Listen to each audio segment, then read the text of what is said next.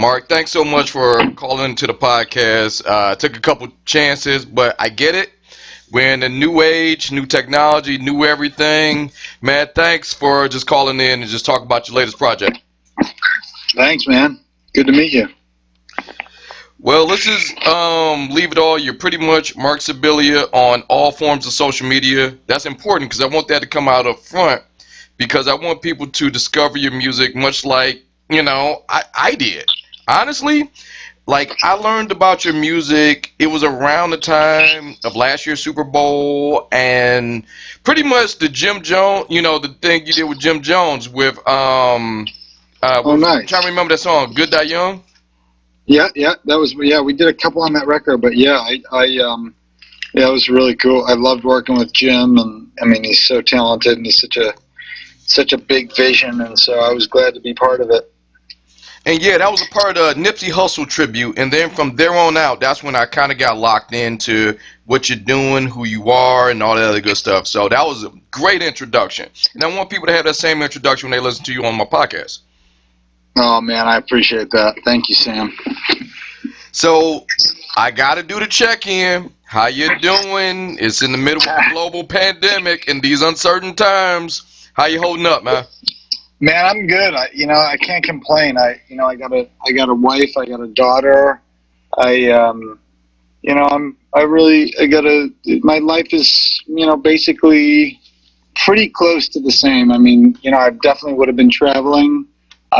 In fact, probably would have been doing more with Jim and then, touring and all that stuff. But, it's been fun to watch my daughter grow up. She's a little over a year and a half old. And, I'm not hating it. I have a studio that I started building at the top of the year, and it was finished about 2 months ago.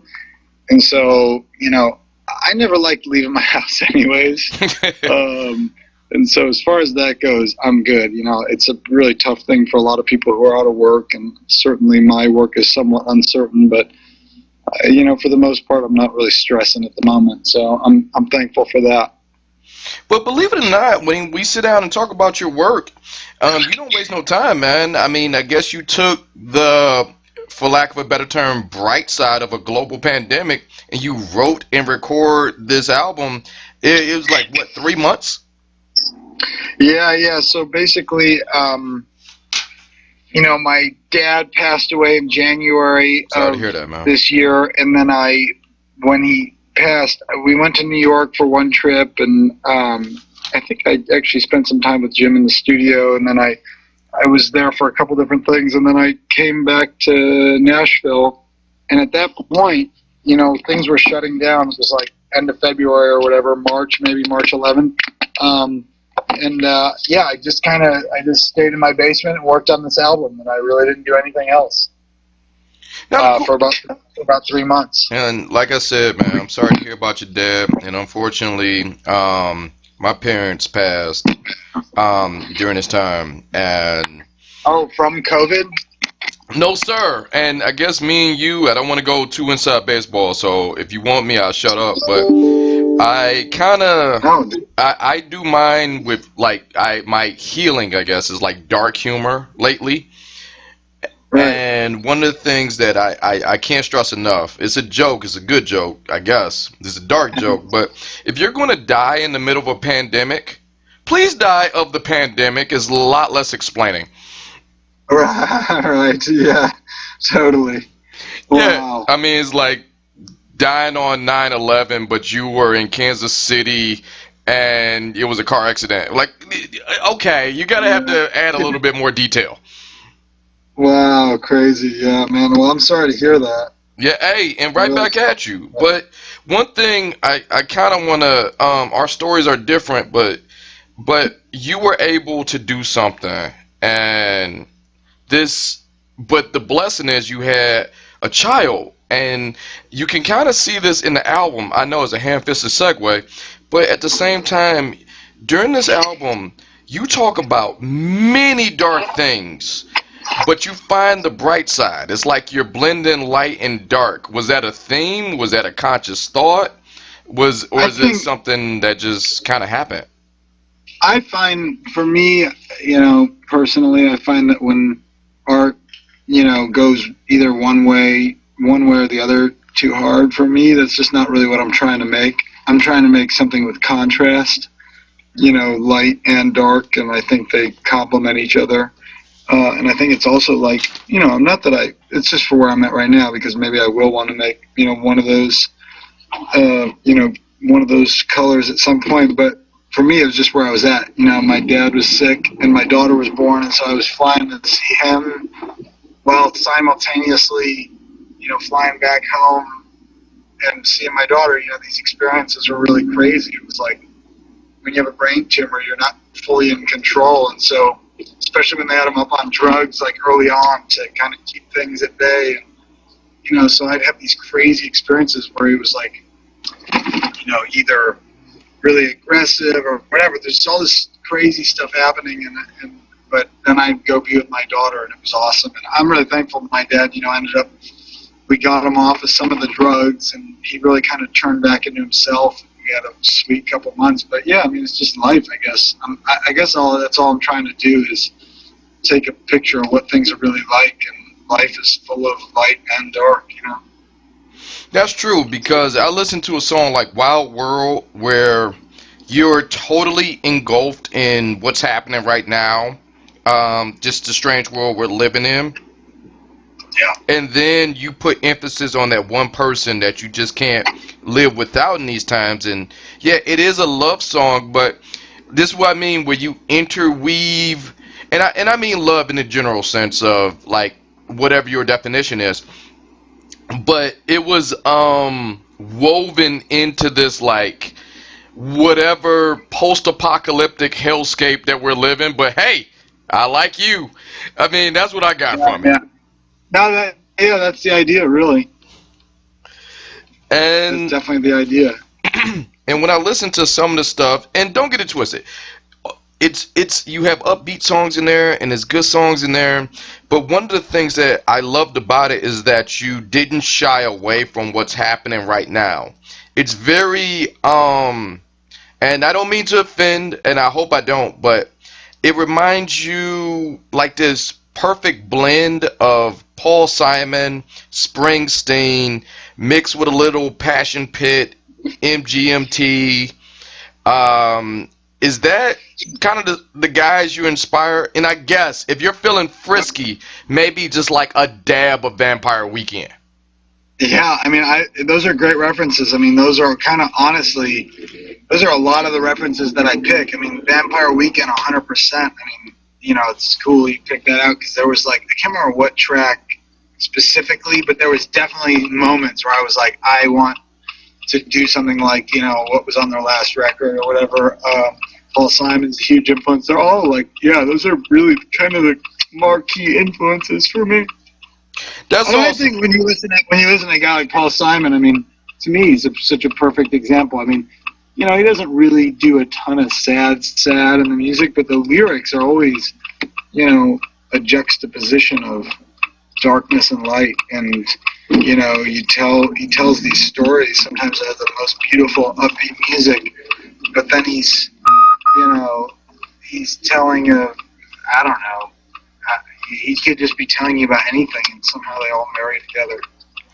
No, that's true. That's true, because I'm that annoying guy at the party who's like, listen to the words, man. So like, I listened to your album a couple times, and I was just like, I'm a lyricist at heart, so I can hear the melody and I understand what you're trying to say, but like I rewinded it a few times just to kind of pinpoint those lyrics, and it made me very, very in a Paul Simon type of mind, along with the upbeat stuff like I matched. Like now, all right, is this too far to go? When we talk about lyrics, that's how you were taught, man. One of your mentors was Tom Douglas, man, right? Yeah, totally. I mean, Tom really kind of, just from being around him, I really learned about, crafting a song and really trying to say what it is you're trying to say, or say what it is you're trying to say. And yeah, Tom, he's a good friend and was, he's a really big inspiration for me. Now, originally you're from New York. You moved to Nashville because of your career. I mean, let's just, who are we kidding? I'm Yeah. curious, do you still keep that same pace? You know, that New York frame of mind, everything's done, quick, fast, in a hurry on Nashville, which is a more of a laid back pace, or do you kind of try to find a balance in the two worlds? I can't. I mean, I'm kind of full on speed all the time. I mean, it kind of drives me crazy here because if you hire a guy to come play drums or something or whatever, like they're gonna get there and they're gonna talk for like 30 minutes before they do anything, and I'm like, I'm always like, well, if we're gonna talk, can we at least get these drums set up while we're doing this? But I've come to love it. I mean, I love the people here, and I'm trying to be more patient, but like I'm definitely, I had a guy fix something at my house yesterday, and he came on recommendation, and I told my buddy, I said, I love this guy. He gets to my house, and while he's talking to me, he's clearing stuff out of the way. I'm just like, yeah, I operate on New York time, I think, really. I really like to be productive, and I have my days segmented out pretty good. I'm pretty focused with that stuff. Maybe too much, though.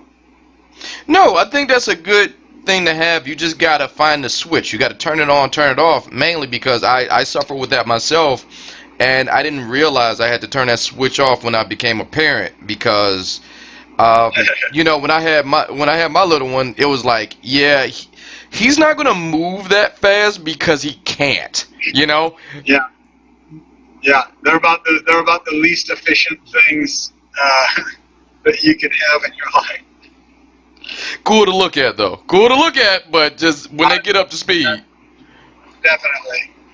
Now, I mean, one of the things about this album that made me feel good, I mean, don't get me wrong, it made me feel good, and it made me, honestly, it just made me feel. I mean, if I'm curious, and I like to ask a lot of artists this, is that the experience you want someone to have when they listen to this, or is there I guess, a thesis statement type of point type of thing, or what do you want me to feel after I listen to it? Because I felt all of my feelings. Well, I mean, honestly, I don't think I could really ever tell someone what I'd want them to feel. I mean, I'd like you to know maybe a little,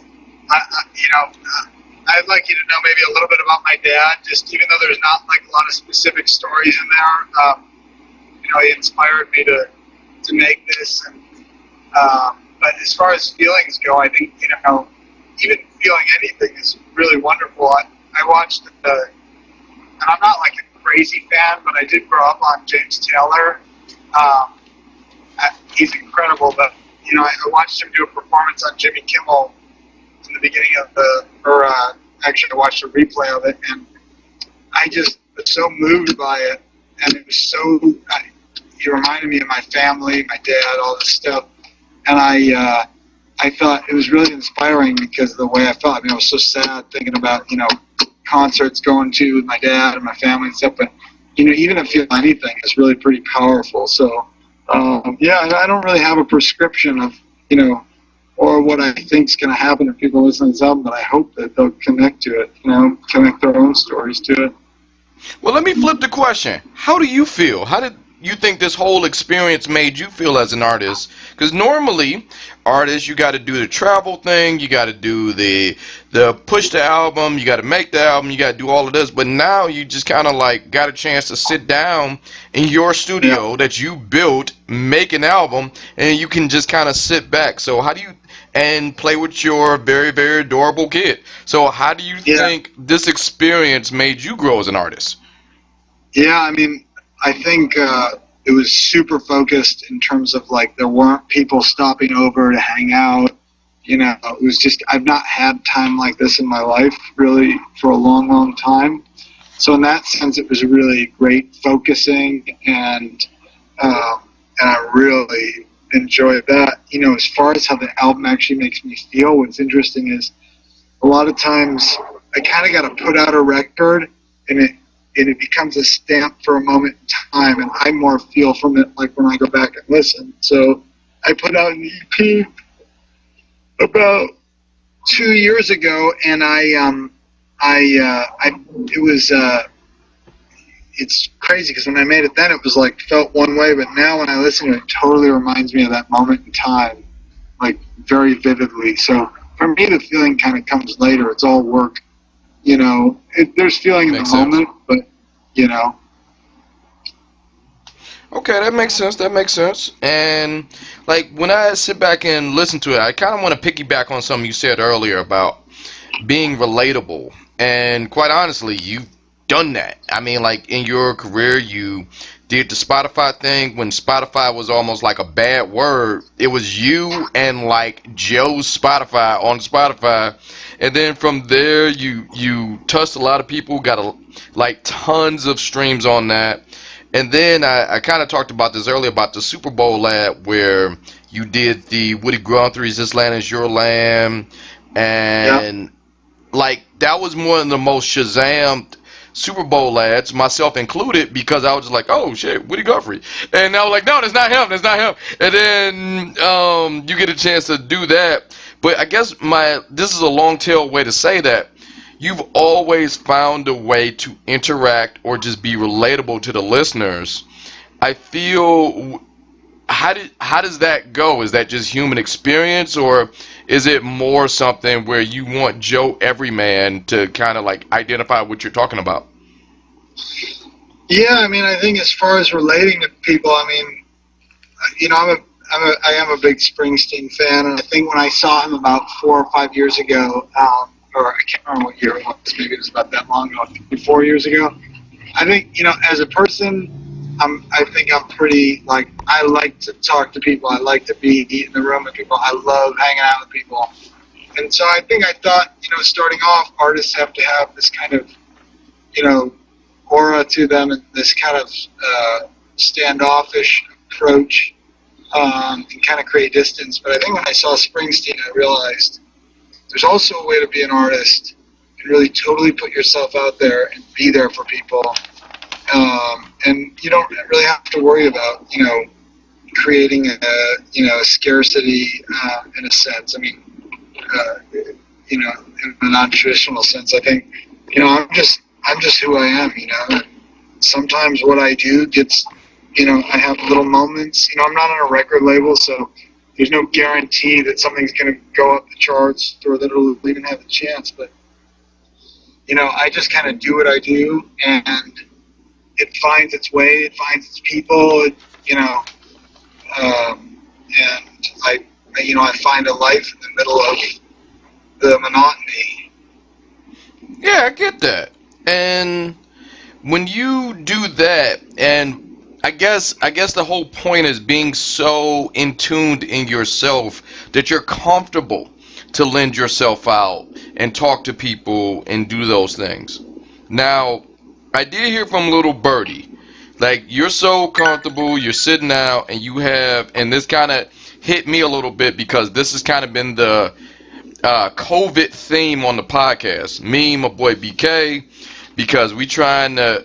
When this whole thing started, I made it, and he kind of like jumped onto it. But my whole thing is, I need to leave this pandemic better than what I went into it. So I'm gonna learn something. I'm gonna do something. I'm gonna be something. And I became a goddamn wizard on that grill, on that barbecue grill. Now, I have been reading, and I'm only asking because I read this. If I'm full of shit, you can prove me wrong right now. That you have a love for barbecue, whether it be watching, whether it be cooking, whether it be yourself. I'm curious, what is it out there when I'm like, Marc's on the grill, Marc's going to make this thing, and this thing is going to be phenomenal. What's your signature dish, man? Well, I would say I'm probably most versed at making steaks. And it's pretty What easy. you know about, never mind, go ahead, I'm sorry.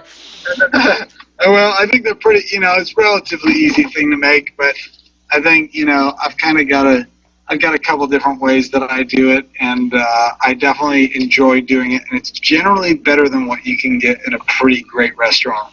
I have been beat a few times, but it's not at your, chain high-end, or even, many high-end steak places. It's It's there's a couple places in New York where I've gotten better steaks than what I make. But for the most part, I think my steaks are kind of great.